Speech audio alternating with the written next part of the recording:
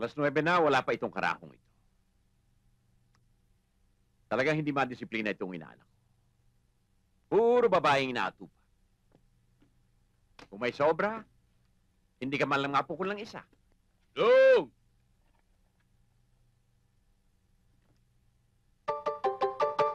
Nandito na ako, no?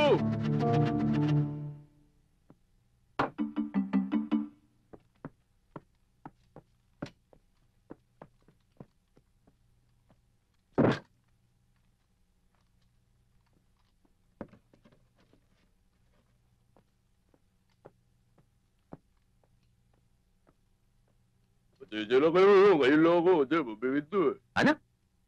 Sabi ko, pasensya na kayo kasi mabigat ito.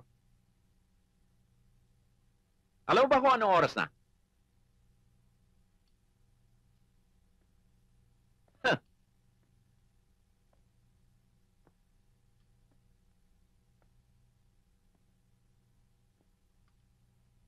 Rambo, ah? Ikot nga, anak. Sige.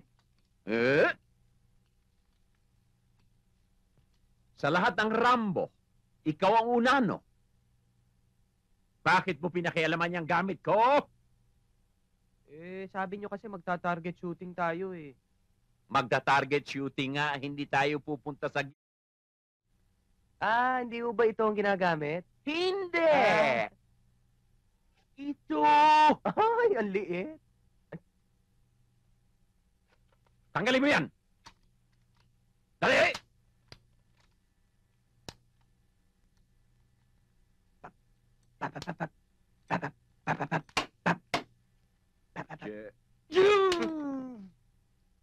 Huwag mong iharap sa tao ang baril. Kailanman ay hindi maghahari ang tunay na hustisya. Patuloy na magiging tuta ng mga mayayaman ang mga nasa gobyerno. Oo. Ang katarungan ay bulag. Subalit nakakakita ito sa dilim. Nabuksan at ipinamulat sa akin ni Hizon ang mga prinsipyo na ipinaglalaban ng komunismo. Sa oras na makalabas ako, Napil, binalikan at binugbog namin ang mga BMI cadets.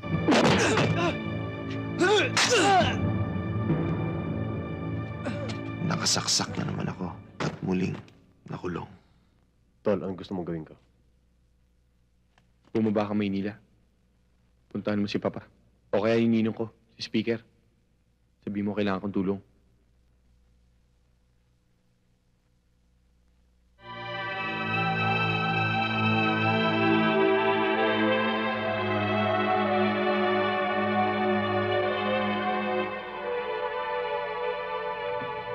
Pangako, Manuel. Tatapusin kong taktang panahon. Bibigyan ko ang sarili ko na humahaguli ng kamagong sa tamang oras ayon sa tradisyon. Ito naman ang titiyakin ko sa'yo. Ako maglilipas sa kamay mo ng kamagong na ito.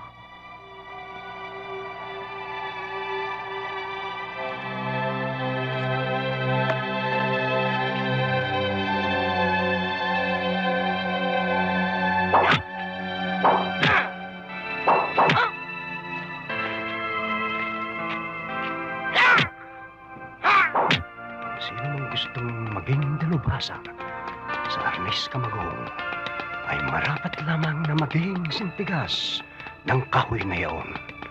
Hindi mararamdaman ang anumang hataw sa buong kalamnan kahit na mapuno ng dugo at latay ang buong katawan. Kamagong, kamagong.